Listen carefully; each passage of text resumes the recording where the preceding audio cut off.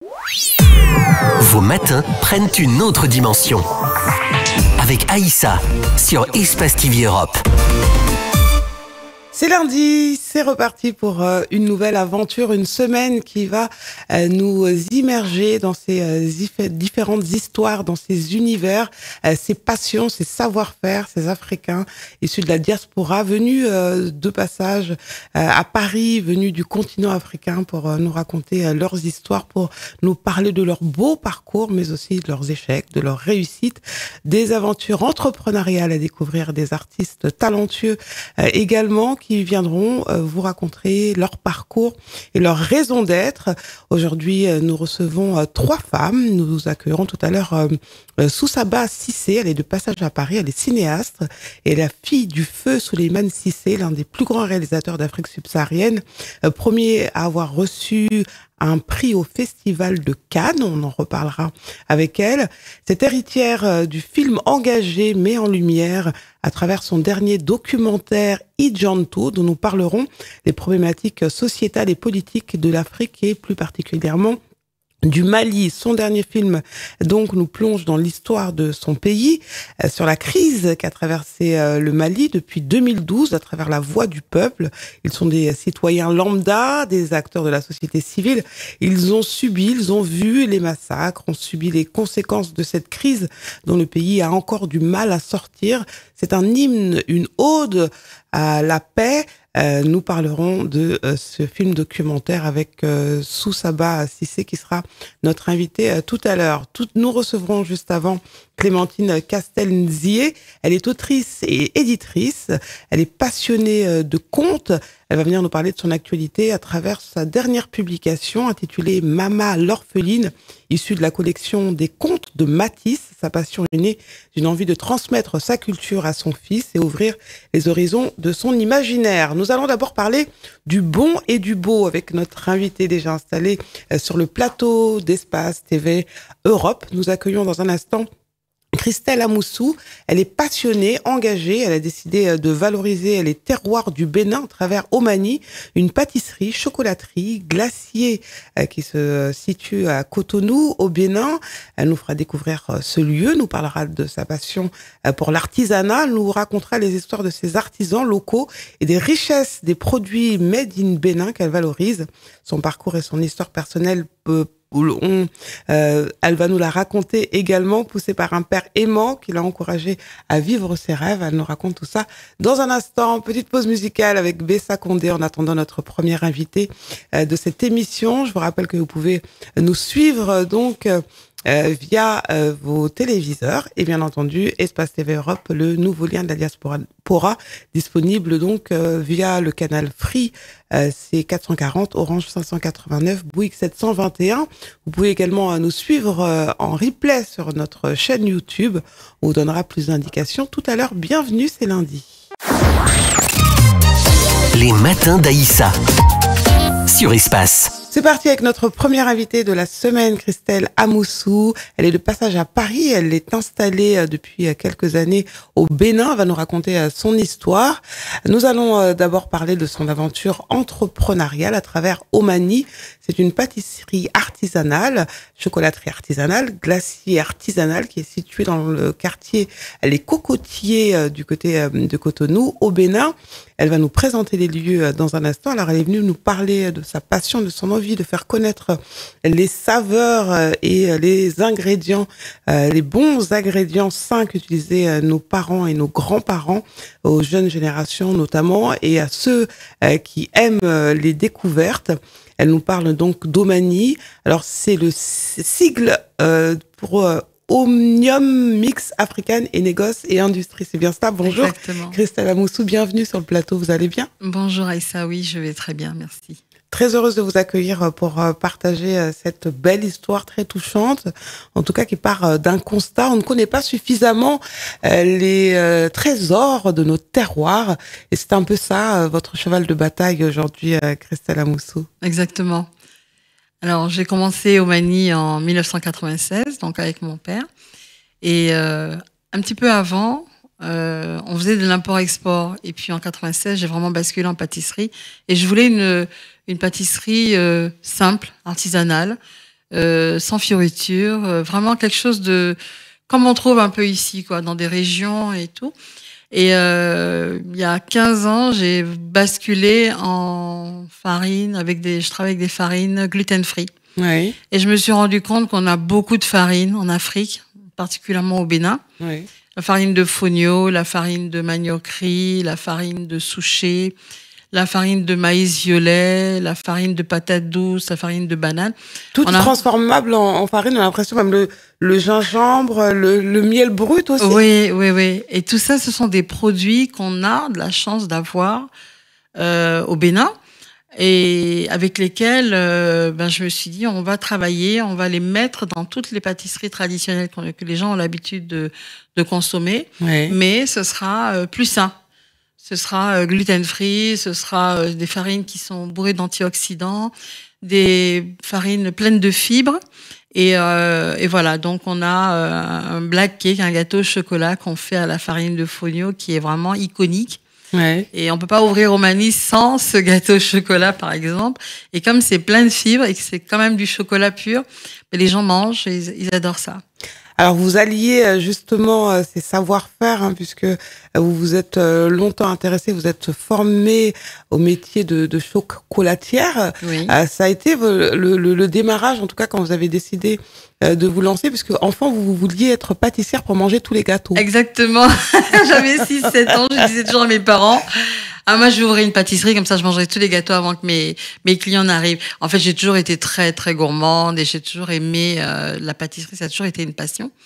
Et j'ai une formation de comptabilité, en fait, que j'ai fait à Paris 12, ici. Ouais. Et quand je suis rentrée au Bénin, je suis allée me faire former en chocolaterie En Côte d'Ivoire. en Côte d'Ivoire, chez Michel Hénard, et qui était le pâtissier d'Oufouet de Boigny, quoi.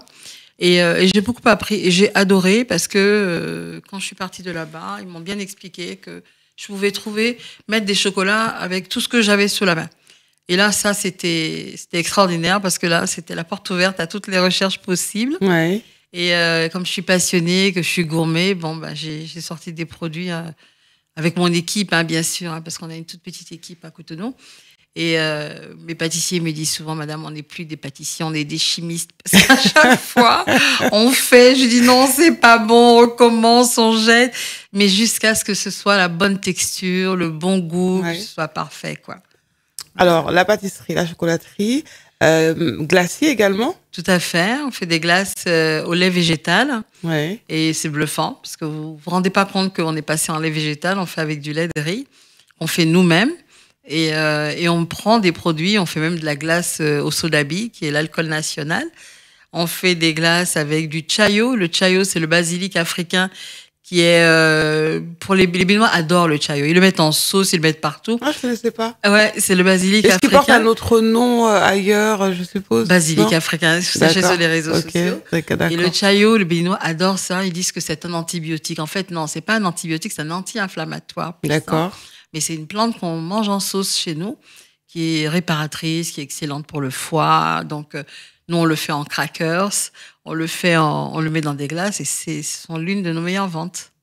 Alors, ce qui est important pour vous, c'est de faire du bon et du beau, la qualité des produits, la qualité de leurs aspects au niveau du packaging notamment, c'est essentiel pour vous. Oui, Ça fait partie de votre démarche globale. tout à fait, parce que je trouve que ce sont des produits de première qualité et qu'ils méritent un emballage de luxe, ils méritent une finition à la hauteur de la qualité des produits, quoi. Donc, c'est très important pour moi de ne pas prendre les produits et de les balancer dans les rayons comme ça. Non, je fais vraiment attention au packaging.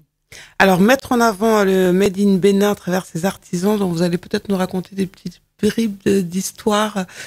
Qui sont ces artisans auprès desquels vous vous fournissez et quelle matière vous fournissez auprès de ces artisans? Racontez-nous un petit peu. Alors, artisan, c'est surtout pour l'emballage. Ouais. Pour les emballages, je travaille beaucoup avec des jeunes. J'aime bien prendre les emballages sur place.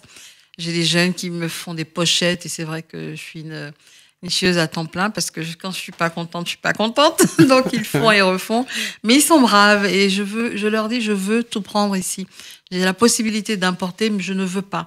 Je veux les faire travailler. Je veux qu'ils s'upgradent. Je veux qu'ils fassent des produits de meilleure qualité. Donc on a fait des boîtes, par exemple, en canvas. C'est notre tissu traditionnel qui est fait main. Ouais. Et on a fait de très belles choses. On a fait des coffrets avec ça. Donc, on a rangé des produits dans ces coffrets-là.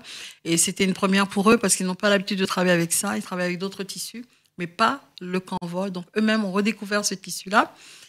Sinon, au niveau des artistes, je fais pas des artisans, je travaille beaucoup avec des femmes. Les productrices? Oui, des productrices, des agricultrices dans le nord du Bénin. D'accord. Mokombé, par exemple, c'est chez elles que je prends le fonio. Ouais. Et le fonio, je sais pas si vous voyez ce que c'est des tout petits grains qui ressemblent à du sable.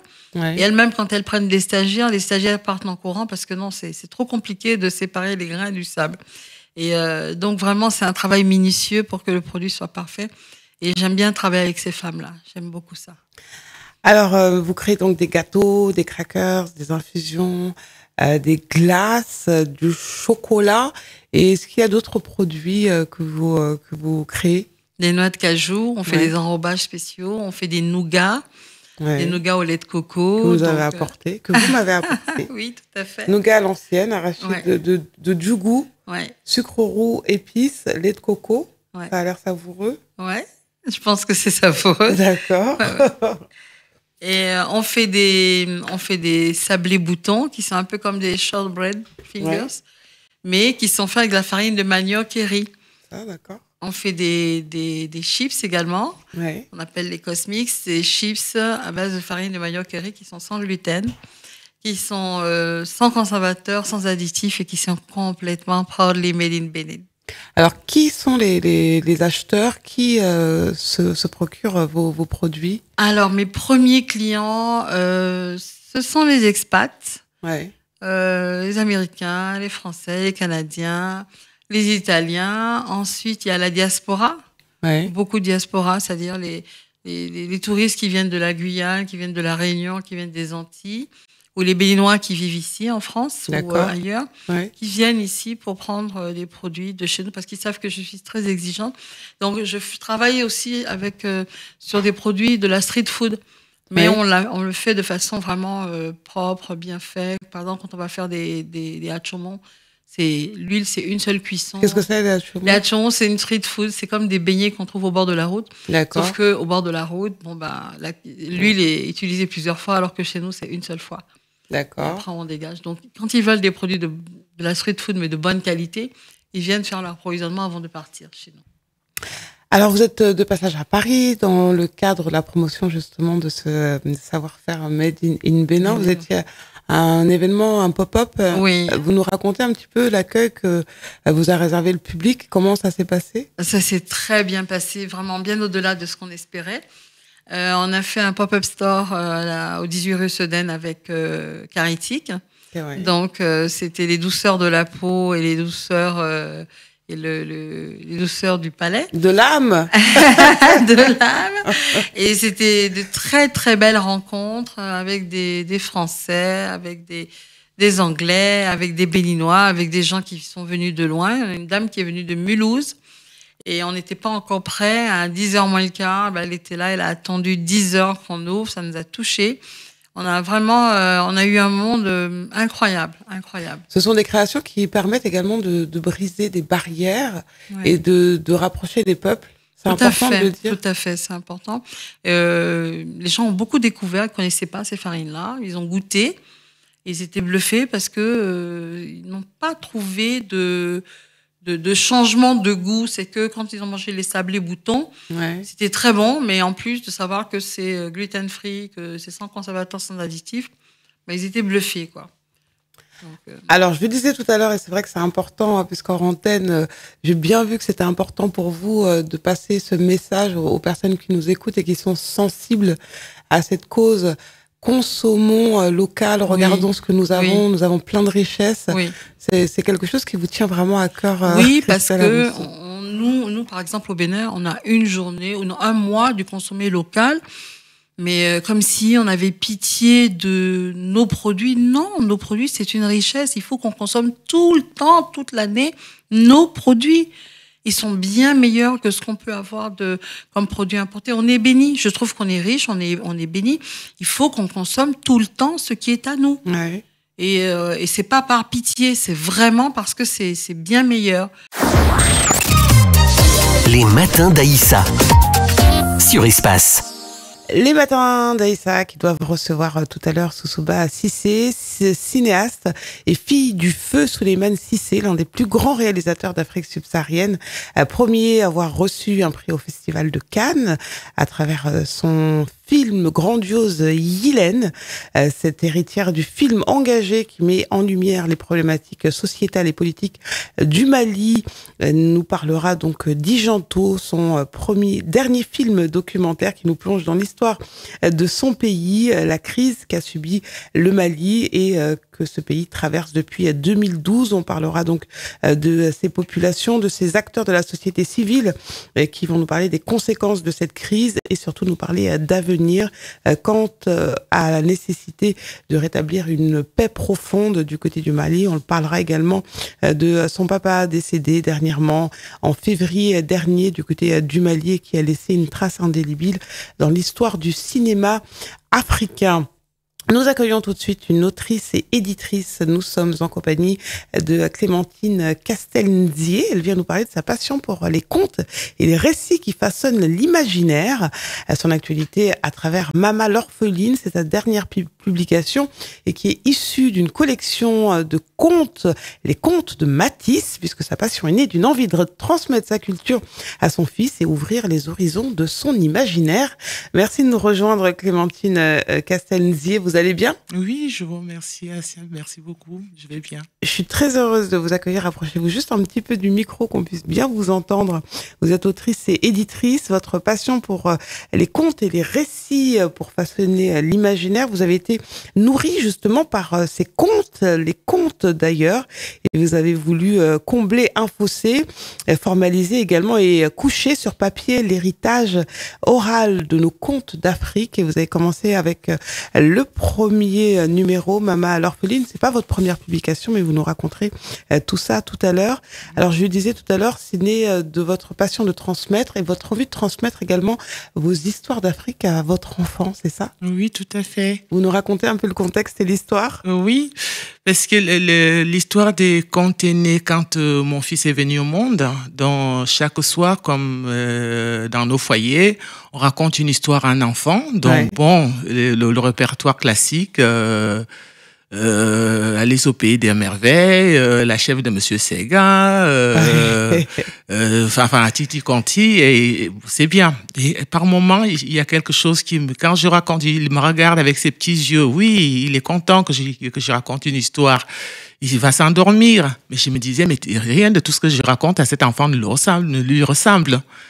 Alors de là, j'ai commencé, je me suis dit, bon, j'avais tous les contes qu'on nous racontait, qu'on a eu la chance d'avoir des grands-mères ouais. qui nous racontaient des contes le soir. On se retrouvait tous en famille pendant les vacances et on profitait de toutes ces histoires me sont revenues dans la tête. Et j'ai commencé chaque jour à me mémorer parce que c'est pas évident. Souvent, je fais un double travail. Je traduis ma langue maternelle en français ouais. parce que les contes sont racontés en général en patois. Ouais. Donc, j'essaie de me rapprocher le plus possible de la traduction qui n'est pas évident du tout pour pouvoir... Ça fait un double exercice, ça. Oui, c'est un double exercice, exactement. Donc, j'ai pu écrire... J'ai écrit les contes dont j'ai intitulé la collection de Matisse parce que les contes, s'il n'était pas venu au monde, peut-être que je n'aurais pas eu l'idée de le faire. Hein. Et donc, j'ai intitulé la collection de Matisse et j'ai lu. Bon, après, hein, maintenant, il a grandi et je me suis dit, je vais les éditer. Et jusque-là, je suis dans l'édition. Je me dis, bon, ben, il faudra les éditer. Et à une période, la collection lui intitulée, bien évidemment, je cherchais un illustrateur. Hein. D'accord. Et un soir, je viens me retrouver dans la cuisine, il me regarde et il me dit, Nana, parce qu'il m'appelle Nana, il me dit, Nana, tu sais, quand j'étais petit, je pensais que tu étais une géante. Je dis, ah bon? Et dans ma tête, je me dis, mais je cherche un illustrateur, les enfants ont un regard complètement différent. C'est vrai que vous êtes grande en même temps. Voilà, donc je me suis dit, pourquoi il dessinerait pas, s'il voit que le pied est de travers, hein, ouais. Que d'avoir un beau pied tout droit, tout bien dessiné. Je lui ai dit, mais est-ce que ça t'amuserait le temps d'un été de faire des dessins? Et il me dit, oui, très bien. J'ai dit, tu sais, Nana, elle sait dessiner avec les mots, mais pas avec le crayon. Alors, il s'est amusé à faire les dessins. Et du coup, ces dessins, je les ai utilisés pour les illustrations et l'apparition du livre. Donc, il a travaillé, il a 16 ans maintenant, il travaille maintenant en collaboration avec moi, c'est lui qui s'occupe du site internet. D'accord. Et les dessins, les illustrations, je les ai publiées comme telles, sans rectifier quoi que ce soit. J'ai dit, t'es pas un professionnel, hein. T'es un enfant, il avait 10 ans. Ouais. J'ai dit, laissons les illustrations comme ainsi. Et on verra par la suite le reste, si ça l'amuse toujours de continuer. On verra aussi son évolution à travers le dessin. De l'âge de 10 ans, comment s'il est plus habile les années à venir et tout. Et on continuera à imprimer les autres comptes parce qu'il en restait 6. C'est une manière en fait de joindre l'utile à l'agréable parce que c'était important pour vous d'accompagner cet enfant, de lui raconter votre histoire à travers les contes parce que vous les avez reçus d'une manière qui vous a poussé à donner envie de le retransmettre ensuite à votre fils. Et une manière également de l'accompagner également dans sa vie de jeune garçon et de jeune homme. Oui, tout à fait, parce que je pense que c'est important. C'est important, d'où je disais, parce que ma dernière publication date de 2012. Oui. Et à un moment donné, c'était soit être maman en plein temps, soit être l'écrivain en plein temps. Donc, je me suis dit, il n'y a pas match. C'est d'abord mon fils, son éducation et tout, et ses racines, bien évidemment, parce que ça me semblait très important. Et ouais. Maintenant, on y retourne régulièrement au Cameroun.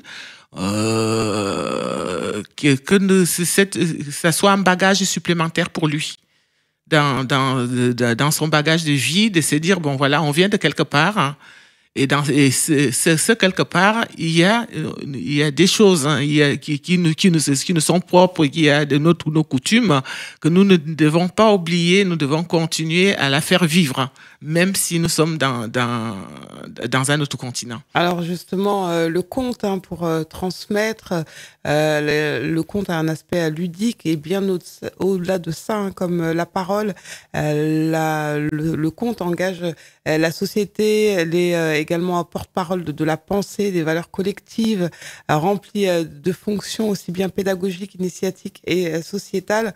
Le conte qui existe depuis des millénaires oui. sur le continent africain et qui permet également des moments de rassemblement sous l'arbre à palabres dans certaines régions d'Afrique. Le conte qui nourrit les imaginaires, je le disais, et qui ouvre également les barrières psychologiques qu'on peut mettre dans la tête des enfants. C'était important pour vous également de dire j'utilise le conte pour que mon enfant imagine que tout sera possible dans la vie. Tout à fait, parce qu'il y a une part de rêve, hein, dans un conte. Et je sais que quelqu'un comme moi, si je suis arrivée à l'écriture, surtout à notre époque, quand je suis née, nous n'avons pas de télévision, nous n'avons pas des réseaux sociaux, tout ça n'existait pas. Et je me souviens, il y avait la radio qui existait, et même dans des émissions radio au Cameroun, il y avait un conteur, hein, qui racontait des histoires, hein, par épisode. Oui. Et le week-end, c'était un moment très important qu'on était impatient de suivre ce qui s'est passé. Donc, du coup, c'est vrai que ça ouvre l'imaginaire. Parce qu'on entend ce qui est dit par le conteur à la radio, mais dans notre tête, on imagine complètement autre chose. Hein. Et c'est de temps fabuleux. Et il y a cette part-là. Et quelqu'un comme moi qui suis très optimiste, et j'ai toujours... Le monde a besoin d'héros. Ouais. Le monde a besoin d'héros et le monde a besoin de rêver, de se surpasser. Je ne sais pas, encore un autre attribut que j'utiliserais. Et je me dis, parce que dans l'histoire, hein, je suis pas moraliste, hein, c'est pas des choses qui m'intéressent particulièrement, ouais. Mais j'aime raconter quelque chose et que la personne qui écoute ou qui lit entendre ce qu'il a envie d'entendre et fasse dans son imaginaire, que ça soit un domaine libre. Ouais. complètement libre, voilà, Comme lorsqu'on regarde une œuvre oui, d'art et que exactement. chacun aura son interprétation. Voilà. Et dans le conte, il y a également l'aspect enseignement, puisqu'il y a toujours une morale oui. dans un conte. Oui, il y a toujours surtout dans nos contes d'Afrique et chez les Ewondo, c'était une base de notre éducation parce que le conte nous révélait il y avait une petite morale, une morale, même pas petite, c'est péjoratif, une morale par la chute ou des fois par la trame du conte qui nous faisait réfléchir et en même temps c'était un conseil entre guillemets quoi. C'était un conseil un peu je dirais un peu détourné, mais c'était une façon de nous parler, de nous conseiller, de nous prévenir des choses de la vie. Et justement, qu'est-ce que ça lui a apporté après, puisque aujourd'hui il a 16 ans, Mathis a 16 ans, qu'est-ce que ça lui a apporté dans sa vie que vous lui transmettiez tous ces contes? Pour l'instant, je ne pourrais pas trop me prononcer. Dans l'immédiat, je le serve. Je le serve parce que à 16 ans, c'est un âge que je trouve que c'est un âge difficile. Ouais, c'est vrai. C'est là où, à la limite, il doit faire ses choix de vie, il doit l'autonomie, voilà, parce que c'est une année de pleine autonomie, il rentre au lycée. Donc je ne m'arrête pas et d'ailleurs, comme je vous parlais hors studio tout à l'heure. J'ai eu, c'est pas un tort de ne pas, j'aurais bien voulu qu'il parle couramment ma langue maternelle, tel qu'il n'est pas le cas, mais je m'efforce maintenant. Justement parce qu'il y a une espèce de petite dualité qui s'installe derrière où j'aimerais, si c'est possible, qu'il épouse les deux cultures. Parce que c'est une richesse, parce que c'est important. Et pourquoi vous ne l'avez pas fait lorsqu'il était Parce qu'il est né avec un frein de langue. D'accord. Un frein de langue et j'ai eu peur. Hein, je crois que c'est par peur. J'ai eu peur qu'il ne s'approprie pas la langue française par rapport à ses études. D'accord. Donc j'ai d'abord privilégié et une fois qu'il s'est approprié de la langue, je me suis dit, mais ça y est, c'est bon, je lâche l'affaire. Parce que normalement, j'aurais voulu que l'école l'enseigne le français et que moi, à la maison, je l'enseigne l'Ewondo. Mais malheureusement, ça n'a pas été chose faite par rapport à ce petit frein de langue. Mais au jour d'aujourd'hui, je m'efforce. Il m'écoute, les contes, il les relit parce que maintenant, il a un regard critique aussi. Ouais. Parce un jour, il me dit, bon, quand celui-là, on a terminé les corrections, il me dit, mais est-ce que je peux lire les autres? Parce que entre ce que je racontais et ce qu'il lit aujourd'hui, il entend certainement autre chose que je ne sais pas, mais ce qui est sûr, c'est qu'il veut travailler en collaboration. Hier encore, il me montrait la première couverture du deuxième. D'accord. Alors en fait, la question que je vous posais tout à l'heure, pour savoir ce que ça lui a apporté, ça a également permis de tisser un lien entre vous. Lui et moi? Oui. Oui, un lien fort. Un lien fort, parce que je suis la maman. Je suis un peu la collaboratrice. J'essaie de lui, sans l'emmener dans mon monde, mais j'essaie simplement de l'initier à ma façon, voilà, de ce que j'aime faire et ce que je fais, et en lui laissant toute la liberté, en quelque sorte, en lui laissant la liberté de pouvoir travailler en collaboration avec moi, surtout si ça, parce que c'est sûr que ça l'apporte énormément.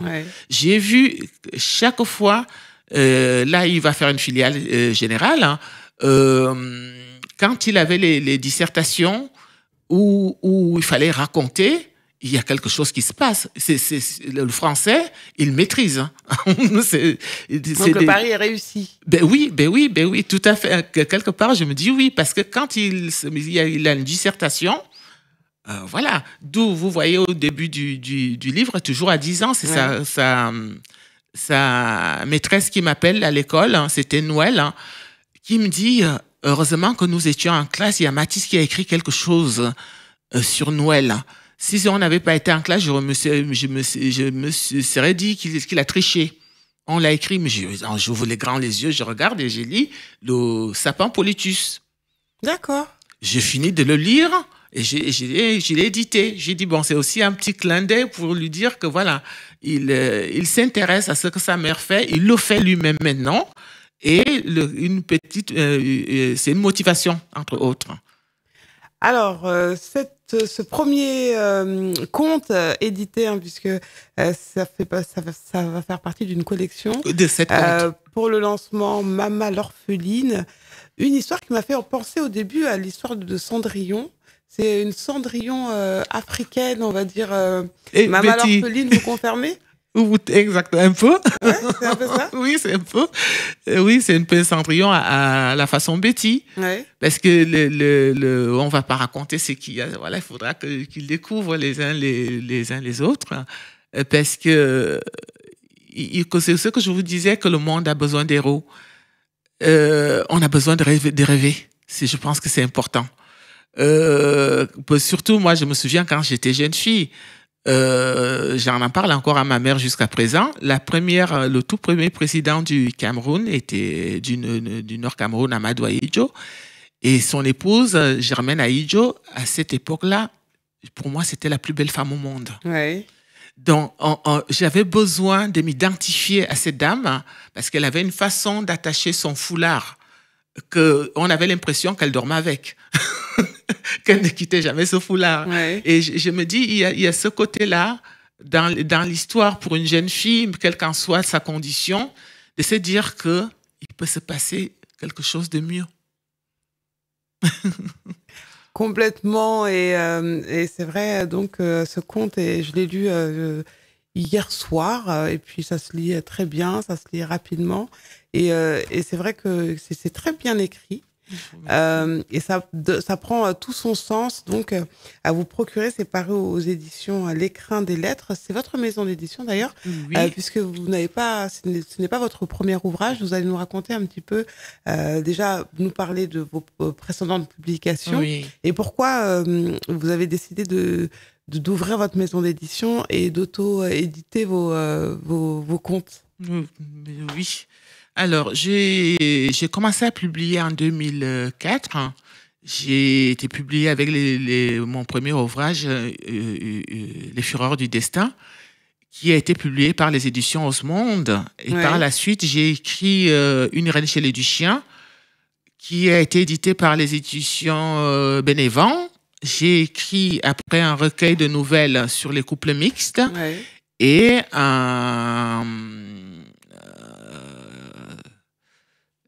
c'est un roman, j'avais retraité le libertinage contemporain. D'accord. Donc, j'ai fait un roman sur le libertinage contemporain Ouais. qui a été édité par un autre éditeur associatif. Mais tout ce beau monde-là, non simplement, j'ai jamais été payé de mes droits d'auteur. Il y a certains qui ont déposé les bilans.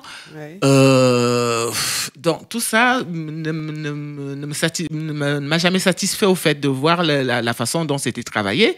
Et surtout parce que quand je reviens à mes démarches en tant que jeune écrivain qui arrive sur le marché, comme j'ai dit, je suis toujours cette personne-là qui marche sur le même trottoir. Donc, c'est facile de me retrouver, c'est facile de me repérer et je suis parfois bête et disciplinée. Donc, allez, on est éditeur, on est écrivain, on a les éditions Flammarion, Gallimard, je sais pas qui, normal, olé, je fais mon manuscrit, je prends les renseignements, comment l'envoyer, comment le faire parvenir. À cette époque-là, il n'y avait pas encore les clés USB, les mails. Donc, Ouais. on envoyait le manuscrit, Ouais, l'éditeur c'était, avec à le la timbre, des poste, machins. J'ai fait des démarches. Si j'envoyais 10 manuscrits, les 10 manuscrits me revenaient, vous ne rentrez pas dans la ligne éditoriale. Je dis, qu'est-ce que c'est? Et j'avais l'impression qu'ils avaient la même phrase, ils changeaient le nom de l'édition. Bon, j'avais très mal c'est des réagi. lettres-types un peu, Oui, c'était la même réponse qui venait de partout. Bon, quand on est jeune auteur et que je voulais embrasser une carrière d'auteur, c'est compliqué, c'est très compliqué de pouvoir. Ouais, c'est décourageant en même temps. Oui, exactement. Donc, après, je me suis rabattu sur ces petits qui, soi-disant, petits éditeurs, qui, au bout du compte, c'était soit des escrocs, parce que plein d'entre eux ont déposé les bilans. Voilà. Certains sont en justice avec les autres auteurs. Moi, j'ai dit, je ne porte plainte à personne, je ne veux pas. Tant pis, les livres, ils vivent, mais voilà. Et la coupure aussi que je vous disais depuis 2012 où voilà, j'ai dû faire la publication des âmes joses là sur le libertinage contemporain. Ouais. Et l'arrêt pendant la période, j'ai grandi aussi. Ça m'a permis de grandir et avoir un autre regard, mais je n'ai pas oublié. Parce que je me disais, c'est bien beau, mais moi, à tout compte fait, quand je réfléchis, je suis francophone avant d'être française. Je n'ai pas besoin de rentrer dans une ligne éditoriale français-France. Ouais. Je suis francophone, donc je suis une richesse et j'apporte un plus à la littérature francophone et française. Ouais. Donc, permettez-moi de me dire, par exemple, comme j'ai sur le site, le blog du site internet de l'édition, il y a un forum où les francophones du monde peuvent utiliser des expressions bien francophones de chez eux. Ouais. Donc, par exemple, au Cameroun, on va dire la femme est beaucoup, parce qu'elle a les formes, donc elle est beaucoup. Voilà, je veux qu'on me le permette de pouvoir dire, oui, cette dame, elle est beaucoup. Pas, elle est grosse ou beaucoup. Non, voilà. Qui j'ai ce libre choix d'être libre de m'exprimer dans la francophone. En même temps, ça colle avec le récit, puisque on va pas parler à la parisienne si on est dans un village reculé du Cameroun, monde. Mais oui. Donc il y avait tout ce côté-là et en même temps, je me suis dit, mais ils m'ont donné la liberté sans s'en rendre compte. Parce que si je serais rentré dans une maison entre guillemets, et on m'aurait réécrit mon texte. Non, vous aurez formaté. On m'aurait formaté, j'aurais été à dire des choses que j'ai pas envie de dire et que ça ne me ressemblerait même plus. Donc du coup, je me suis dit, mais j'ai gagné en liberté et maintenant il faut travailler ma fille, il faut trouver une solution non simplement pour toi et pour tous les francophones qui rentrent pas dans ces fameuses lignes éditoriales. Je leur exhorte de venir aux éditions les grandes des lettres. Nous allons travailler, c'est une richesse, que cette chose-là soit claire, c'est une richesse d'être francophone. C'est une richesse on apporte une autre petite pierre à l'édifice du français, quoi. Ouais. Donc, c'est pour ça, c'est d'où dans l'idée en me disant, je vais me lancer dans la maison d'édition. Donc là, j'ai commencé, comme on dit, la charité bien ordonnée. Commence par soi-même. Donc, j'ai commencé par méditer moi-même, mais j'ai un auteur qui arrive. Il y a Philippe Trier j'ai reçu le manuscrit récemment et j'ai déjà donné l'accord. D'accord. Donc, je pense d'ici, avant le départ le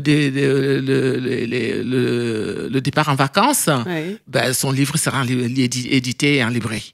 L'écrin des lettres, pour ceux que ça intéresse, n'hésitez pas à envoyer votre manuscrit. Dans quel genre, quelles sont vos attentes au niveau de l'édition? Qu'est-ce que vous avez envie de publier?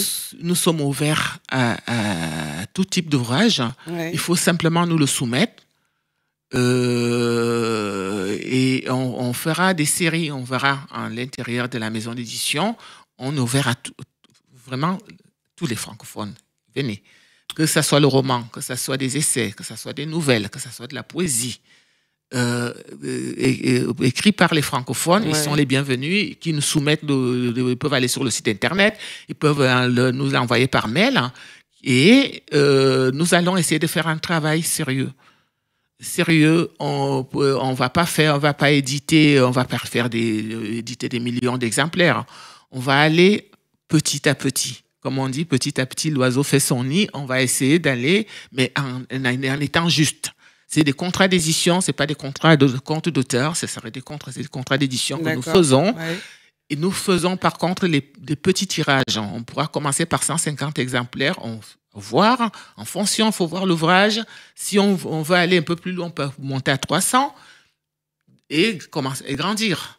Dans l'avenir, si on a des auteurs qui nous font vibrer, on se lancera, on se jettera à l'eau, on essaiera d'imprimer plus, et aussi l'écho qui nous reviendra en fonction du travail qui sera effectué. Et du coup, ça fait beaucoup de travail, puisque de la naissance, déjà de l'envoi du manuscrit jusqu'à la naissance du livre, sa promotion, etc. Ça prend du temps, tout ça. Ça prend du temps et de l'énergie. Oui, c'est exactement. Et de l'argent. Oui.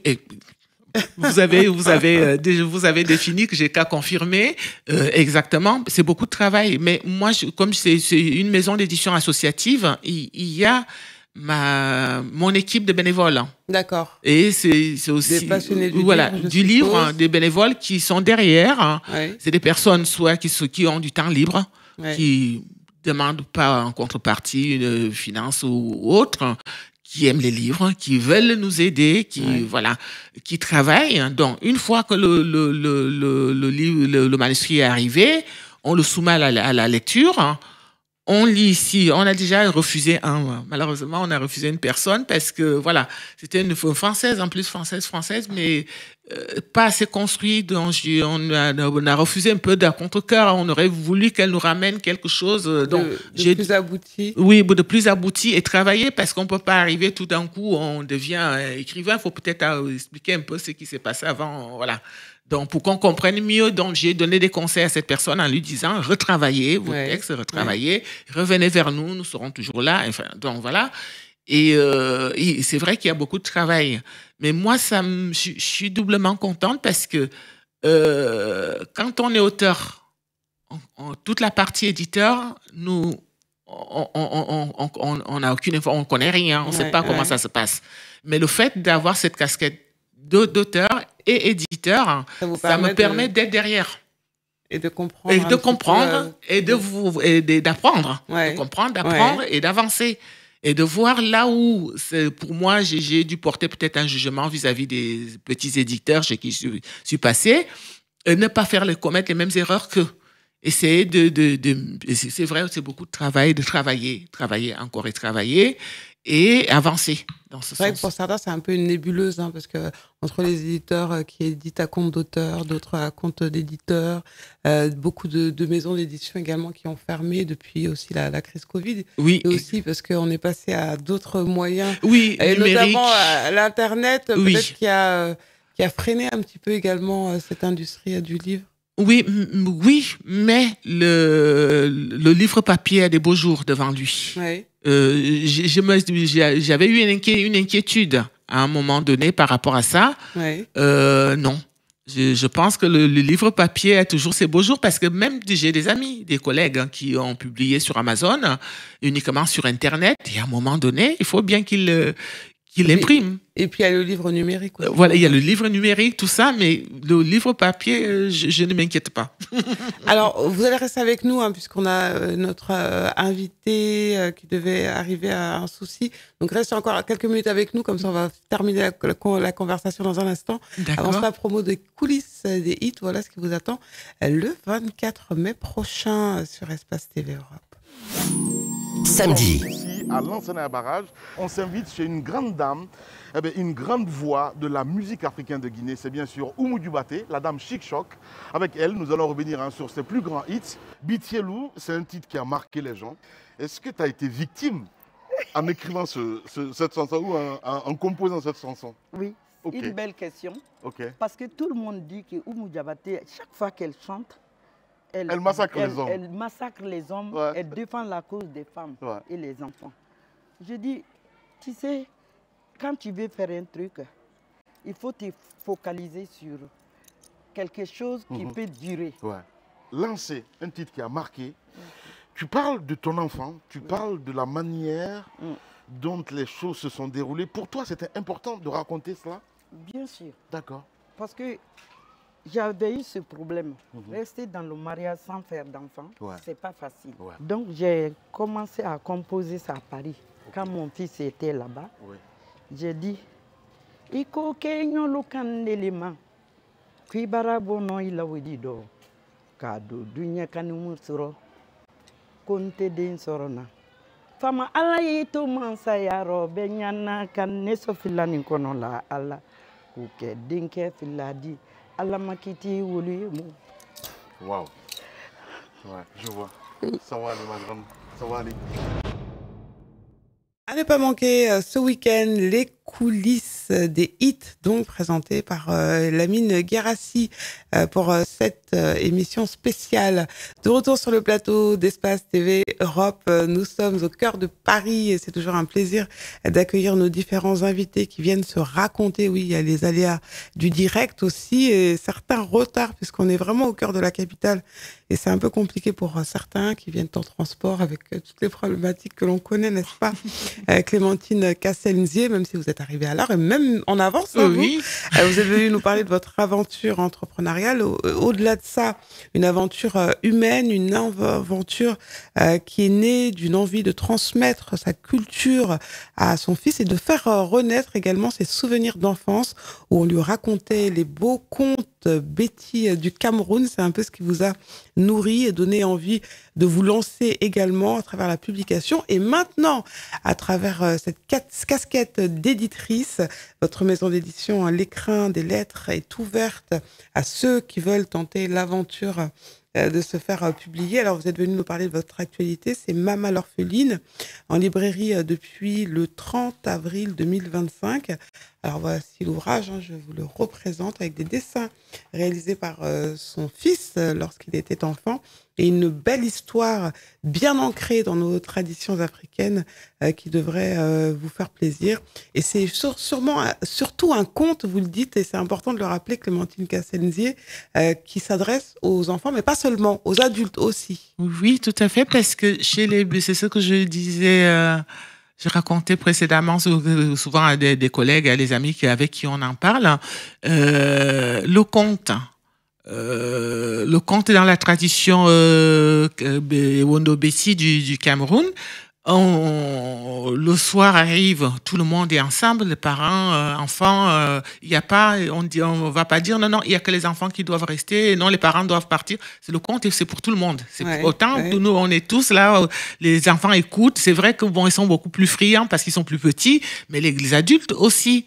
Et ça les permet aussi parce que les contes, que les adultes écoutent, ils vont les raconter à d'autres adultes, il y a d'autres enfants. Donc, il y a vraiment pas, c'est pas le conte pour enfants parce que j'avais la problématique au niveau du dépôt légal où on est un peu dans, je comprends, c'est nos structures. Des catégories. Voilà, des catégories, voilà, il faut de 3 ans à machin, de 5 ans, et non, j'ai dit non, c'est un conte pour enfants et adultes. C'est pas un conte uniquement pour enfants et je ne mettrai pas un âge que c'est pour les 3 ans ou c'est pour les 5 ans ou c'est pour les 10 ans. Non. C'est vraiment il y a ce côté de réaffirmer d'intergénération. Tout à fait. Ouais. Et moi quand j'ai connu, parce que maintenant c'est de plus en plus, j'ai connu ces familles où toutes les générations habitaient dans une même case. D'accord. Il y avait les grands-parents, les parents, les enfants, tout le monde habitait donc vraiment. Et je crois que ce soit la génération de nos parents et ma génération, nous sommes les premiers à avoir commencé à aller construire nos maisons, à aller habiter chez nous. Alors que quand je suis née, ça existait encore, tout le monde dans la même maison. Et souvent, on a gardé son âme d'enfant, même si on reste adulte. Et c'est important aussi de nourrir son enfant intérieur. Tout à fait. Alors, vous parlez aussi de votre parcours. Vous allez nous raconter votre histoire dans un instant. Vous êtes aussi l'auteur de plusieurs romans, nouvelles et des âmes joueuses, un texte paru en 2012 sur le libertinage contemporain. Vous nous parlez un petit peu de vos précédentes lectures. Alors là, c'est vrai qu'on est à on est à deux mondes qui sont totalement opposés. Vous nous racontez vos précédentes publications et vous nous parlez de cet ouvrage sur le libertinage contemporain. Oui, très bien. Le tout premier ouvrage que j'ai édité, c'était sur un couple mixte parce que j'en ai un peu fait mon cheval de bataille, si on veut, parce que les couples mixtes, depuis mon tendre pays jusqu'à mon arrivée en Europe, j'ai toujours été en couple mixte. Et même quand j'ai divorcé, je continue à côtoyer les amis de la même génération que moi. Et à un moment donné, il y a un questionnement Ouais. Parce que il y a un questionnement, il y a déjà les histoires, leur vie commune qui voilà. J'ai essayé dans le premier ouvrage donc de raconter l'histoire d'un jeune Breton et d'une Africaine qui se sont mariés et qui ont eu des enfants, mais qui ont eu une histoire très difficile parce que la jeune Africaine a découvert qu'elle était séropositive. Donc c'est à l'époque où le sida était encore ancré dans les mœurs, et j'ai essayé de démontrer dans ce roman que ces personnes-là de cette période-là qui était très difficile pouvaient non simplement avaient droit de vivre, première chose, et avaient droit à l'amour, deuxième chose, et avaient droit à une famille. Donc, c'était important pour moi de traiter ce sujet-là et prouver ces choses-là dans ce tout premier roman qui avait été édité en 2024. Donc, sorti de ça, j'étais toujours dans mes couples mixtes, et là, j'avais commencé, je me suis dit, je regarde que je rencontre des couples mixtes, je vois des jeunes ensemble, oui, on voit plus de jeunes, et de temps en temps, il m'arrivait de rencontrer des personnes d'un certain âge. Oui, ils sont ensemble, je les regarde, je me dis, presque j'ai envie d'aller leur poser des questions. Comment ils ont fait pour que leur couple dure, c'est oui, comment ça se passe à cause du choc des cultures, le choc des cultures et tout ça. Donc j'ai recommencé, je me suis dit, celui-ci, je vais essayer d'aller de l'enfance de l'un et l'autre. Et la rencontre. Suivre les trajectoires et essayer de comprendre ce qui fait que le ciment a réussi à, parce que, à prendre. Hein. Mais oui, et le racisme, comme en général, il n'y a pas que le raciste blanc, il y a aussi le raciste noir. Et je me disais, parce que moi je vois le blanc, le noir, l'Afrique et l'Europe comme deux parents que j'affectionne. On aime ses parents. Mais j'affectionne, mais je peux aussi être très dur envers l'un et l'autre. Mais je les aime comme deux parents. Et j'ai essayé me remettre dans une autre histoire dans notre couple mixte et essayer justement donc de confronter tous ces deux parcours. Parce que les mêmes choses que... vu le regard de chacun. Oui, en fait, des deux côtés. Comment ils sont accueillis dans les familles. D'accord. Voilà, la famille d'elle, la famille de lui, ou la famille, et ainsi de suite. Comment ça se passe d'un continent à un autre. En fait, vous avez croisé les deux points. Oui, exactement. Donc, c'est ça que j'ai traité le couple mixte dont j'avais intitulé Une reine chez les Duchiens. Donc, je vous parlais hors antenne tout à l'heure d'Amobé, qui nous manque, voilà, ce frère qui, voilà. Grand homme de culture, oui, des médias. Un homme de culture, un homme des médias que j'affectionnais beaucoup, il nous manque. Et je me retrouve, il était à RFI, j'arrive là-bas. Il me regarde comme il était toujours blagueur, et il me dit, mais qu'est-ce que tu vends, Sita? Je lui dis, je vends les livres. Il me dit, OK, on va caler le rendez-vous, tout ça pour... Et quand il m'envoie la fiche de l'émission, il a marqué une reine, un mariage chez les Duchiens. Il avait rectifié en fait le titre. Oui. Lui, il a refait son titre à sa façon très, voilà. Donc du coup, c'était, voilà, c'est vraiment, j'ai voulu positionner dans ces deux couples, ayant un regard bienveillant, un regard critique, et en disant certaines vérités qui sont pas toujours bonnes à entendre, mais il faut les entendre. Donc ça, c'était le deuxième, qui était dans Une reine chez les Duchiens, et j'ai fait un recueil de nouvelles sur les couples mixtes à nouveau. D'accord. Et là, c'était plusieurs histoires que j'ai racontées, parce que c'est fabuleux. C'est quand on écoute les histoires des autres couples mixtes, on ne peut pas rester là sans rien dire. Il y a le mari blanc qui comprend pas, qu'il ouvre l'armoire, il trouve que sa femme a rangé du poisson fumé dans l'armoire. Il dit, ah non, le poisson, il se range pas dans l'armoire. L'autre qui va lui dire, tu viens de ramener ton fromage, il pue ton camembert. Donc, plein de petites histoires comme ça, rigolotes. Voilà, de petites années. J'ai raconté plein de petites histoires comme ça. Donc, dans le recueil de nous, c'est intitulé les couples mixtes sous toutes les coutures. Sympa, ça. Oui. Je pense qu'il a dû recevoir un bel accueil. Oui, tout à fait. Et les personnes, parce que je vois encore des personnes, c'était la librairie qui me prenait des livres il n'y a pas longtemps.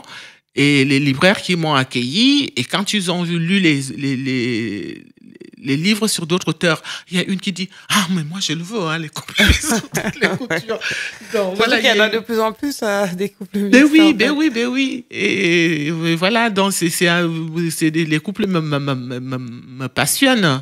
Et j'aime tout ce qu'ils sont, quoi. J'aime parce que le choc de culture, il n'y a rien de tel. C'est vrai que c'est douloureux pour eux qui sont dedans. Mais quand on a un regard reculé, extérieur, c'est fabuleux et c'est plein de vie, tout à fait. Et puis le dernier, dans les âmes joses sur le libertinage contemporain. Et pourquoi cette thématique ?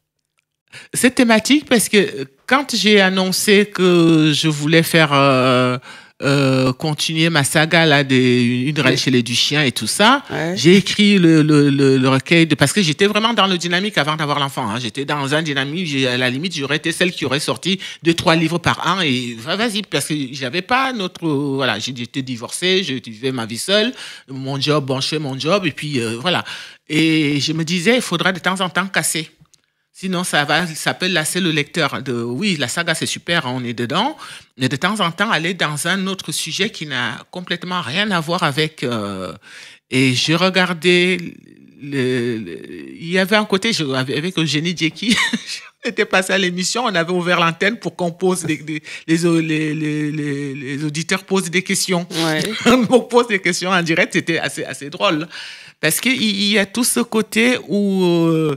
Et c'est marrant parce que j'ai toujours besoin, même quand il y a un sujet comme celui-là, où c'est un couplet de libertins, hein, lui, il est libertin, et elle a épousé un libertin, et elle se retrouve, elle se prend en jeu parce que c'est un type qui est un libertin né, et ils partent dans des séries de jeux.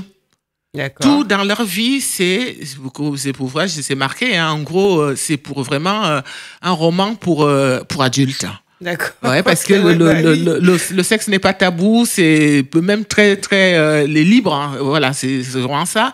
Et ce couple joue à chaque anniversaire, ils se font des jeux. Des mises en scène pour pimenter leur vie de couple. Tout à fait. Ils se font des cadeaux extraordinaires, de tout. Et ils jouent comme ça, mais le problème, c'est qu'ils vont se perdre à un moment donné, puisque elle était soumise à cet homme, soumise complètement à cet homme, que elle disait jamais non. De chaque expérience était une nouvelle expérience et allons-y. C'était comme un peu les pieuvres comme ça qui ils ont besoin de se nourrir, et à force de jeu, lui, à un moment donné, parce que le problème, c'est que dans le jeu, quand on n'y a plus de limites, c'est pas qu'ils sont en cours d'idées. C'est qu'ils veulent toujours aller plus loin, jusqu'au jour. Et à force de tout avoir exploré, ils vont aller, ils vont se perdre parce que lui, un jour, il va venir pour le cadeau, il va demander à sa jeune femme qu'il veut devenir lui aussi une femme. Ah. Là, elle comprend pas.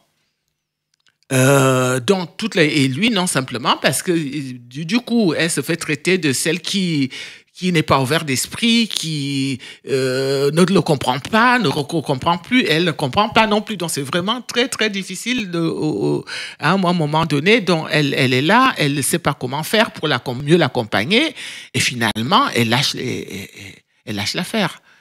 Et du coup, est-ce que c'est pas compliqué lorsque on est dans ce genre de littérature, on va dire, de défendre ce genre de livre à un public africain où on sait qu'il y a beaucoup de tabous sur l'intimité, sur toutes les questions de sexualité, etc. Comment ça s'est passé, l'accueil du public et d'où vous vient cette liberté, en fait? Alors, le public africain, oui, il y a quand même un petit côté hypocrite. Un paradoxe. Un paradoxe aussi, et un petit côté hypocrite, parce que je me souviens, lors de cette fameuse émission, il y a un auditeur qui avait appelé, qui disait, oui, c'est des choses complètement des blancs, c'est pas, j'ai dit, attendez, on a la polygamie chez nous.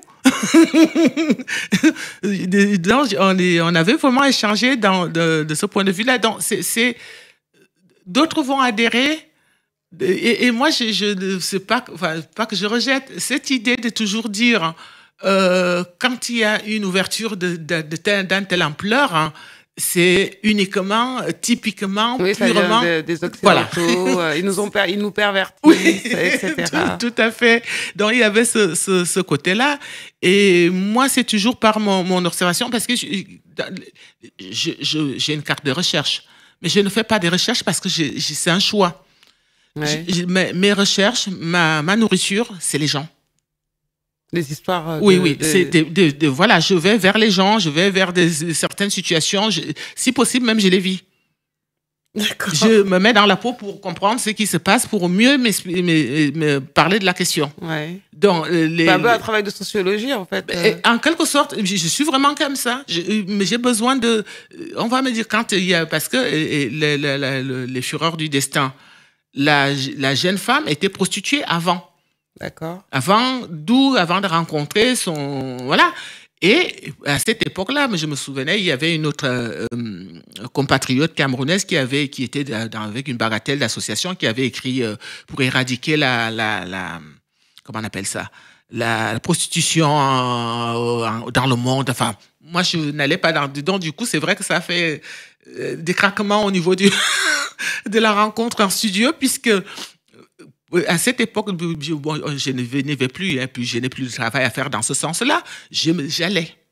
Là où il y avait des jeunes femmes qui se prostituaient, j'allais, c'était devenu des copines à moi.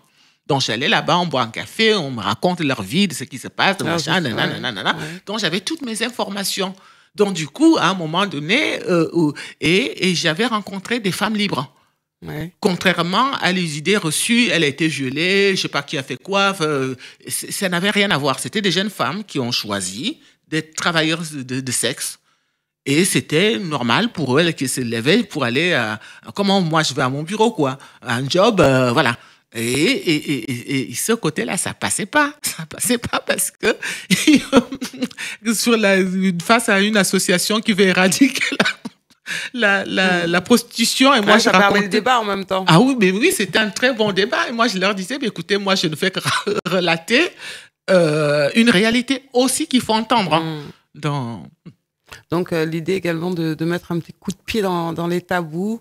Alors, vous nous racontez rapidement votre histoire, votre parcours. Vous êtes né où, qui vous êtes, et racontez-nous un peu votre trajectoire. Voilà. Alors, je suis né à Garoua, dans le Nord Cameroun, parce que mon papa était médecin et ma maman était instite, et on affectait à cette époque-là, après les nés après les indépendances du Cameroun, là, voilà, on affectait mon papa un peu partout au Cameroun pour travailler en tant que médecin, et alors que nous sommes originaires du centre du Cameroun. D'accord. Nous sommes de Yaoundé. Ce qui fait que mes frères et sœurs, bon, il ne m'en reste plus beaucoup, mais reste plus qu'une.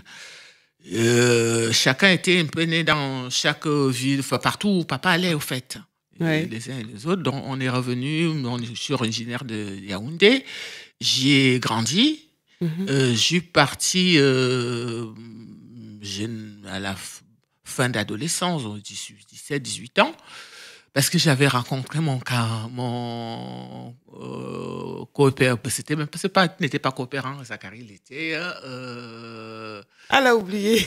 Non, parce qu'il y avait des coopérants à cette époque-là. Il était expatrié, mais non, il faisait son service militaire. D'accord. Voilà, au Cameroun, qui m'a ramené dans ses valises pour la France. Donc, c'était là où je suis venu pour la première fois, parce que je ne connaissais pas, pour déjà visiter la France, tout ça. Je suis reparti au Cameroun. À la fin, j'avais arrêté mes études quand je suis venu en France. Je suis reparti au Cameroun. je me suis, pour ne pas, je n'allais plus à l'école, il fallait bien faire quelque chose. Donc, j'avais ramené l'idée pendant l'été dans les marchés des villages français.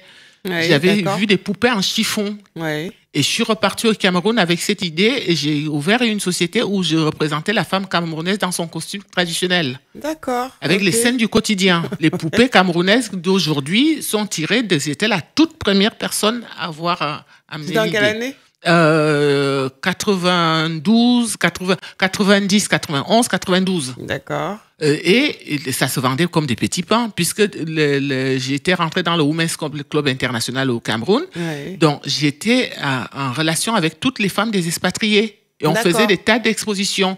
Donc, c'est pas les Camerounais qui m'achetaient mes poupées, alors que moi, je me disais, mais moi, j'ai eu une poupée blanche en cellulo quand j'étais petite fille. Maintenant, ils peuvent avoir une belle poupée tout en tissu. Vous étiez trop en avance, Clémentine. Aujourd'hui, ça fait fureur. Et alors que les expatriés me les achetaient comme des petits pains. Ouais. Des petits pains. Et dans ces rencontres avec mes expatriés, j'ai connu un autre couple dans le midi de la France et je suis venu régulièrement travailler l'été chez eux, dans le midi de la France, jusqu'au jour où j'ai rencontré mon mari, mon ex-mari. Le deuxième mari? Oui, et je ne suis plus jamais rentrée puisqu'il m'a gardée. D'accord. Voilà. C'est comme ça que je m'installe à Paris. Mon ex-mari, Castel d'ailleurs, que je porte toujours le nom, jusqu'à ce jour, qu'il a refusé que je change de nom. On s'est mariés, je suis restée à Paris et j'ai continué comme il était restaurateur, donc on travaillait ensemble, le restaurant, tout ça, c'était à cette époque-là, c'était des restaurants UP dans le Goué-Milieu, voilà, des grands milieux, quoi, en quelque sorte. Et puis, quelques années après, le couple ne fonctionnait plus. Nous avons divorcé. Mais nous sommes restés bons amis. Mais une fois qu'on est dans le système, mais maintenant à moi de me débrouiller, enfin pas me débrouiller, à m'ouvrir les portes, à continuer à travailler parce que ma poupée camerounaise, au départ, je pensais que peut-être en arrivant ici, puisque dans le cadre du Cameroun, il y a l'Institut français où les Français au Cameroun organisent des expositions, invitent des machins. Je pensais que j'arriverais à Paris, je trouverais ça au niveau près de mon ambassade, mais il n'y avait rien. Donc du coup, la poupée... et je suis parti et l'écriture, parce que comme j'ai toujours écrit, mon ex-mari là où vous êtes lancé dans l'écriture, voilà. d'accord. J'ai toujours écrit. Mon ex-mari était le premier quand je lui ai dit, je pense que je vais éditer mon premier livre. Il m'a dit, c'est pas trop tôt. J'ai dit, comment ça, c'est pas trop tôt? Il me dit, tout le temps, tu passes ton temps à ça. C'est vrai. Donc, je suis à notre époque d'Internet. Je suis malheureuse parce que j'écrivais des lettres au monde entier. Je voyais les fêtes de fin d'année, des cartes postales. Voilà, c'était... c'est partie de votre ADN, en fait. J'écris tout le temps. Tout le temps parce que c'est vrai qu'il y a ce côté où je suis quelqu'un de sociable, mais au fond, je suis seule. Et mon ami le plus proche à qui je dois me confier et que j'ai confiance à 100%, papy. Et aujourd'hui, justement, vous travaillez dans le livre aussi, vous travaillez à la bibliothèque? Je travaille à la Bibliothèque nationale de France. D'accord. Voilà. À BNF? Oui. Et qu'est-ce que vous y faites? Je suis agent d'accueil. D'accord. Agent d'accueil. C'est marrant, le livre vous a happé. Parce que quand j'ai commencé, j'avais pris une année sabbatique. J'ai arrêté tout. J'ai dit, je ne travaille plus, je ne veux plus rien faire, machin. Et comme on est dans des systèmes, à la maison, il y a, c'était à cette époque-là, c'était pas la France Travail aujourd'hui, c'était ANPE. Ouais, c'est vieux. Alors, la ANPE m'envoyait des petits courriers, il faut venir ici parce qu'on a trouvé un travail pour vous, machin. OK. L'assistant social de la mairie qui appelle, madame, il faut venir parce que on a un travail pour vous. Du coup, celle de la mairie, c'est un matin où je devais être en forme. Je la regarde, je dis, madame, vous savez, ce n'est pas que je ne veux pas aller travailler.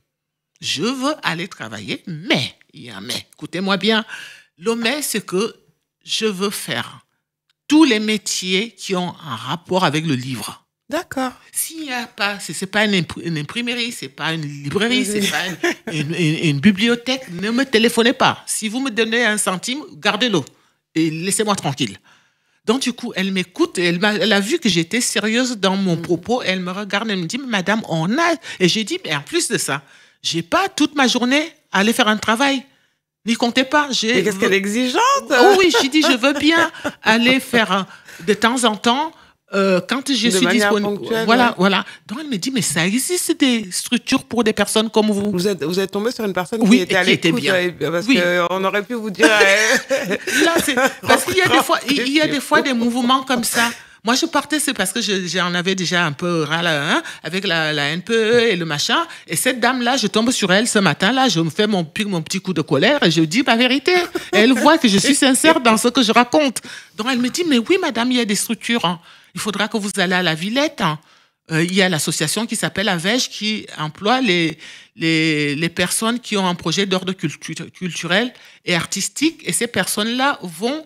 remplacé dans tous les lieux culturels. J'ai dit bingo. Ah, vous avez de la chance. Hein. Je suis allée, j'ai pris ma voiture, je suis allée à la cité des voilà, à la porte de la Villette. Je suis rentrée, l'accueil me dit, j'explique mon histoire, vous faites quoi? J'ai dit, j'écris des livres. Ah bah, okay, mais très bien, vous avez moins de 40 ans. Mais j'en avais 27. Vous parlez de 40. Non, du coup, elle m'inscrit. Effectivement, cette association m'a permis, et je me suis nourrie, puisque toutes les structures d'ordre culturel à Paris Intramuros, je pouvais aller remplacer. Ouais, c'est un genre d'intérim, pour la culture. D'accord, okay. C'est comme ça que aujourd'hui, je pouvais être au Louvre. Demain, je suis au Musée national. Le jour d'après, je suis au conservatoire. Le jour d'après, j'ai navigué comme ça. Ça a duré peut-être 8 mois. Et je pouvais prendre la mission ou la refuser. Je n'étais pas obligée, c'est vraiment ce que je cherchais. Incroyable. Et donc, mes collègues de la BNF, cette époque-là, qui ont vu arriver, là, comme ils m'appelaient notre petite Joséphine Becker, qui a débarqué, ils me disent, mais c'est bien, tu fais tes petits piges, tu viens faire tes petites missions, mais on a de la place, est-ce que tu veux pas nous donner un CV pour qu'on... C'est comme ça que je rentre à la BNF. C'est par la force, enfin, le désir de mes collègues d'être avec moi. Et votre audace aussi, du coup. Aussi. Comme quoi, dans la vie, hein? Donc, du coup, c'est comme ça. Je suis rentrée à la BNF. Ça fait plus de 20 ans maintenant que j'y suis. J'ai fait des postes et d'autres, mais je suis au service du livre, tout ce que j'aime. Et j'affectionne particulièrement le plus vieux site, Richelieu, qui est dans le 2e arrondissement. Je vais à François Mitterrand. Hein. Comme là, les jours fériés, je travaille à François Mitterrand. Mais je suis vraiment à Richelieu tout le temps. D'accord. Voilà. Donc, vous continuez de naviguer, c'est génial. Oui, oui. Je fais des fois les bibliothèques quand on a un besoin. D'accord. Sur l'autre site, comme là, tous les jours fériés, la Pâques, j'ai travaillé. La Pentecôte, là, je vais travailler. Tous les jours fériés, je vais à François Mitterrand. D'accord. Voilà. En tout cas, c'est une belle histoire. Vous avez beaucoup de belles choses à raconter. Vous êtes livré avec beaucoup d'authenticité, de simplicité. Ça fait du bien aussi de parler de soi un petit peu, non? Oui.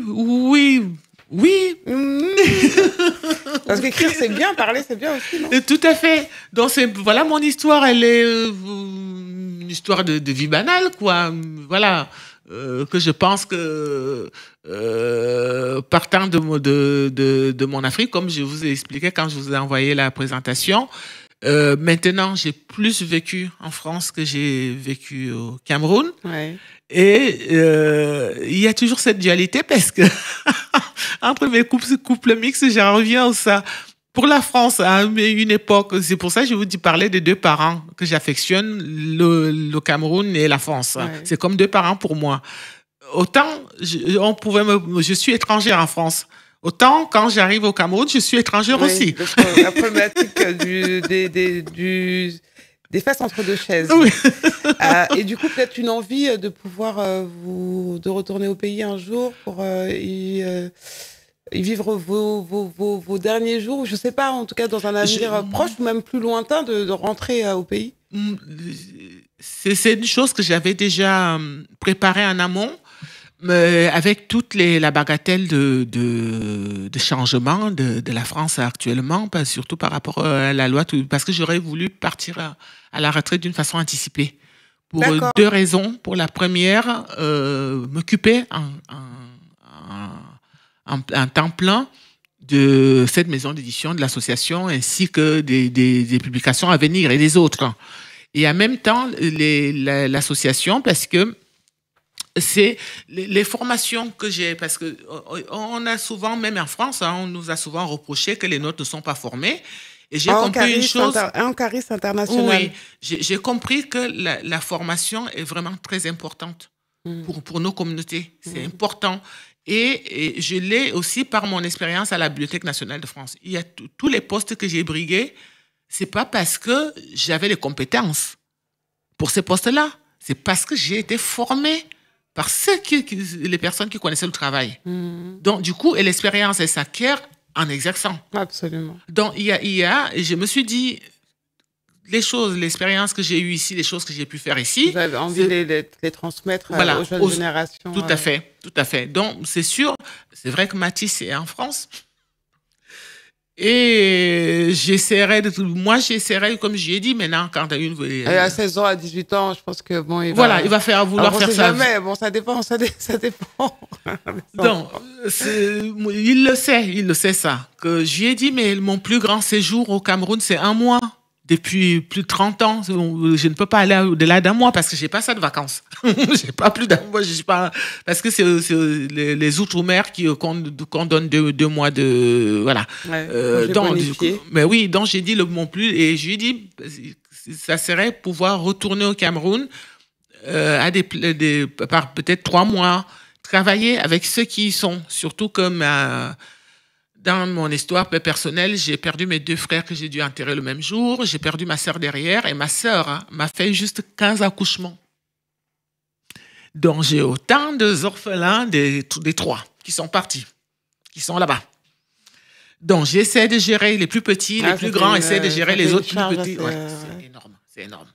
Donc, tout ce beau monde-là, je suis là. OK, je les aide financièrement, mais j'aimerais les aider pour qu'ils soient autonomes et voilà, libres pour pouvoir avancer dans leur vie. Quel parcours de vie, quand même. Énorme. Donc, merci le livre également de vous permettre de vous évader et d'oublier un petit peu toutes ces réalités qui sont peut-être pas faciles à vivre. Oui, il y a une part de ça parce que c'est ça, je disais, écrire. C'est le seul instant où je suis libre, au fait. C'est quand j'écris, je suis libre. Alors, où est-ce qu'on vous trouve sur Internet si on veut commander ce conte Mama l'orpheline, Clémentine Castenzier, paru aux éditions, les éditions L'Écrin des lettres, donc premier ouvrage des collections Les Contes de Matisse. Donc, d'autres aventures vont naître prochainement. Très prochainement. Où est-ce qu'on vous retrouve sur Internet si on veut commander le livre là, je fais le référencement cette fin du mois pour ce qui reste. Il y a certains libraires qui l'ont déjà en ligne. Quand on tape le titre, on voit là où il est. Ouais. Et le référencement avec Dilicom pour comment on appelle ça? Pour le réseau de distribution. Oui. Ça va se faire parce que tout est payant pour éditeur. Faut pas rêver. Faut mettre la carte bleue pour que et après, ils vont se charger de référencer. J'ai pas de démarche à faire sur Fnac ou Amazon ou chez les autres libraires. Mais déjà, ils peuvent le commander. Et ils peuvent aussi passer par notre maison d'édition directement pour passer la commande en direct. D'accord. Voilà. On a fait vraiment le tour, ça a été vraiment passionnant de vous écouter parler, parce que vous avez pas beaucoup de choses à dire, à raconter, ça a été vraiment un plaisir. Et du coup, notre invité qui n'est pas venu, ça nous a permis de combler un petit peu et de ne pas laisser les téléspectateurs comme ça. Ce sont des choses qui arrivent, c'est les aléas du direct. Oui, tout à fait. Merci en tout cas d'être venu. Vous êtes arrivé comme ça, comme une bénédiction. C'est l'univers qui nous a envoyé. Jusqu'à notre rencontre, c'est ça. Moi, je crois en Dieu. Donc, en général, je me dis toujours, je me dis intérieurement, c'est une grâce. C'est fou, c'est incroyable. Comment vous avez envie de conclure, Clémentine Castenzier? On a dit beaucoup de choses. Juste une petite conclusion. Je sais pas, une phrase littéraire, un mot, une pensée. Je sais pas ce que vous voulez. Alors... Qu'est-ce que je ne m'étais pas préparée à celle-là. Qu'est-ce que je peux dire? Je pourrais tout simplement dire, ça s'adresse à tout le monde, allez au bout de vos rêves. Ne vous arrêtez jamais. Allez au bout de vos rêves, j'irai au bout de mes rêves. Voilà. Merci beaucoup d'être venu avec cette simplicité, ce sourire, et merci d'être venu vous raconter, Clémentine Castelzi. À bientôt. Très bientôt à ça. Merci beaucoup. Je suis honorée. Merci pour votre invitation. Les matins d'Aïssa sur Espace. Samedi. À Lansana Barrage, on s'invite chez une grande dame, une grande voix de la musique africaine de Guinée. C'est bien sûr Oumou Dioubaté, la dame Chic Choc. Avec elle, nous allons revenir sur ses plus grands hits. Bitielou, c'est un titre qui a marqué les gens. Est-ce que tu as été victime en écrivant cette chanson ou en composant cette chanson? Oui, une belle question. Parce que tout le monde dit que Oumou Dioubaté, chaque fois qu'elle chante, elle massacre les hommes. Elle massacre les hommes, elle défend la cause des femmes et les enfants. Je dis, tu sais, quand tu veux faire un truc, il faut te focaliser sur quelque chose qui peut durer. Lancer un titre qui a marqué. Tu parles de ton enfant, tu parles de la manière dont les choses se sont déroulées. Pour toi, c'était important de raconter cela? Bien sûr. D'accord. Parce que j'avais eu ce problème. Rester dans le mariage sans faire d'enfant, c'est pas facile. Donc j'ai commencé à composer ça à Paris. Quand mon fils était là-bas, j'ai dit, Iko kenyo lukan nelema, kuibara bono ila widido, kado dunya kanimu suro, konte den sorona.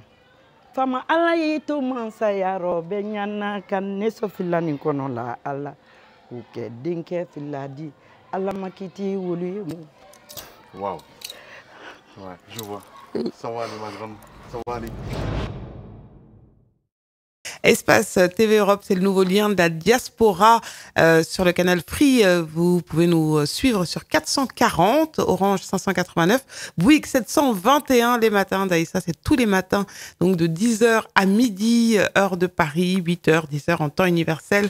On a eu quelques petits couacs ce matin. Bon, ça va s'améliorer demain. En tout cas, on salue les équipes techniques. Ce sont les aléas du direct. Et demain, nous accueillerons d'autres invités, et ce, tout au long de la semaine. Merci de votre confiance. Et n'hésitez pas à venir interagir avec nous via les pages et les réseaux sociaux d'Espace TV, Guinée, Europe, où que vous vouliez, sur le groupe Adafo également, les pages et les réseaux du groupe Adafo. Nous sommes à votre entière disposition. Je vais vous laisser en musique avec Abdoulaye Diabaté. Et je vous dis rendez-vous pour de nouvelles aventures dès demain, 10h, je compte sur vous. Une nouvelle ère s'ouvre sur Espace TV Europe. Préparez-vous à réveiller vos matins avec énergie, bonne humeur et authenticité. Aïssa Thiam, l'animatrice de renom, retrouvez-la chaque matin pour une matinale exceptionnelle. Infos, débats, invités, musique et surprises au rendez-vous. Bonjour à tous, je vous donne rendez-vous très bientôt sur Espace TV Europe. À très vite. Dès lundi, démarrez vos journées avec Aïssa Thiam.